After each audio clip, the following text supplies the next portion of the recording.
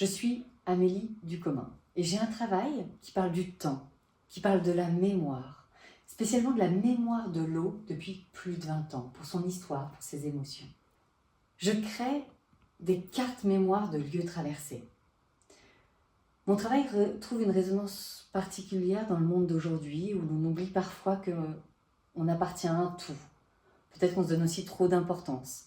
Et c'est dans cet état d'esprit, dans le tumulte de nos vies et en quête de sens de l'existence qu'il y a plus de 20 ans, je me suis installée sur la petite île d'Ouessant, 3 saisons, pour une expérience toute particulière, une expérience contemplative, errante.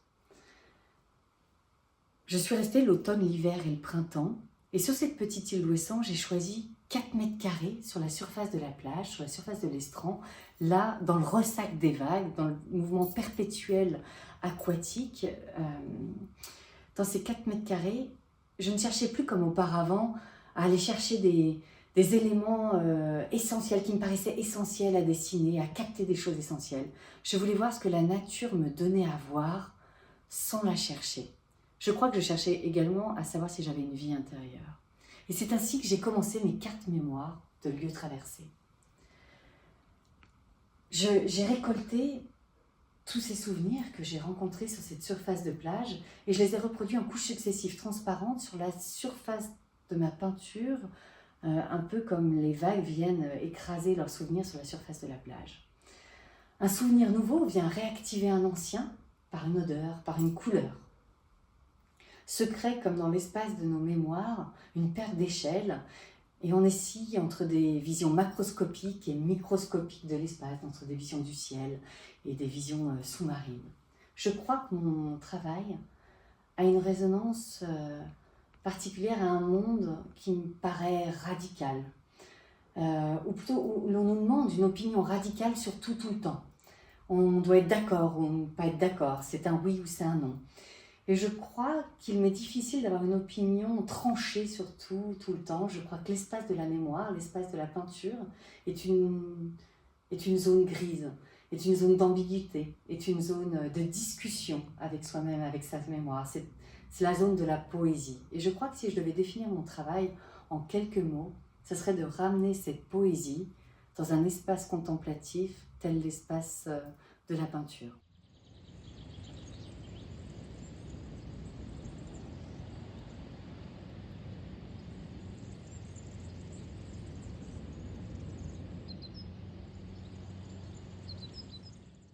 J'ai toujours recherché ces lieux poétiques.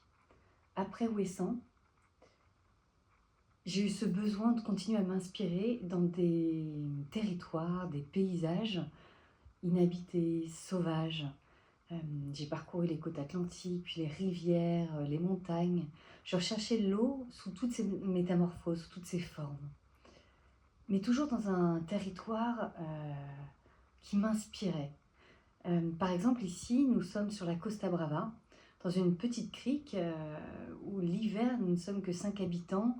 Une petite crique à plus de 10 km de tout village ou de toute ville, où pour y parvenir, il faut parcourir plusieurs courbes dans la montagne. On se retrouve parmi les éléments entre le vent, entre la mer et ces roches qui tombent abruptes dans la mer. Je crois que c'est très inspirant. Tout ce paysage me raconte beaucoup d'histoires d'eau salée. J'y ressens comme un effondrement du principe de la mémoire. Et je crois qu'à travers mon travail, j'ai besoin, moi, de ne pas oublier. Les éléments de souvenir ou les éléments qui nous ramènent au passé sont de très courte durée aujourd'hui. C'est une photo, c'est une vidéo, c'est un message texte, quelque chose dont on ne peut pas débattre, je trouve, qui ne laisse pas la place à la discussion, à l'incertitude. Nous devons voir ce qui nous est montré, entendre ce qu'il se joue et le croire. Et je crois que je n'ai pas envie de répondre à ce phénomène de société. Je crois que je cherche à ramener la poésie qui nous habite, ramener et faire revivre cette partie du souvenir qui est nébuleuse, cette partie de nos sentiments et de nos sensations qui ne sont pas aussi tranchées que notre époque essaye de nous faire croire. Réveiller cette poésie que nous avons tous en nous. Une autre thématique très importante dans mon travail est le temps. Comment définir le temps? Il me semble que ce mot est un mot fourre-tout qui nous voile la vérité sur ce concept. Peut-être même que le langage n'est pas le système le plus pertinent pour définir le temps. Je trouve d'ailleurs que c'est toute la difficulté. Comment réussir à s'extraire de ce langage pour penser le temps sans ce langage? Et je trouve que la peinture est une bonne réponse car elle permet l'abstraction, elle permet le lâcher-prise. Un autre élément très très important, qui est le fil conducteur de ma réflexion autour du temps, c'est l'eau. C'est en suivant ce fil conducteur à travers le paysage qui me permet une réflexion pour parler du temps. C'est aussi l'eau, c'est aussi un besoin dans notre mémoire. Nous sommes eau, nous buvons de l'eau, nous pouvons nager dans l'eau. C'est un élément si surprenant, si stupéfiant. Je trouve que face à la nature, on bascule aussi dans l'humilité. L'humilité quand on regarde l'océan ou la mer. On réappartient à un tout. On n'est rien face à cette nature, l'acceptation est obligatoire. Il y a dans mon travail aussi cette recherche d'équilibre entre l'immuable, le mouvement. Cette recherche sur la mémoire, je la recherche dans cet équilibre pour appréhender l'espace à travers le prisme de nos émotions passées.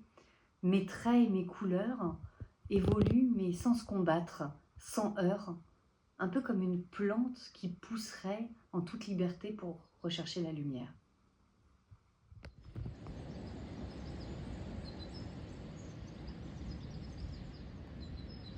Je vous remercie profondément d'avoir pris le temps de m'écouter quelques instants et j'espère avoir l'occasion de pouvoir vous rencontrer. Merci beaucoup.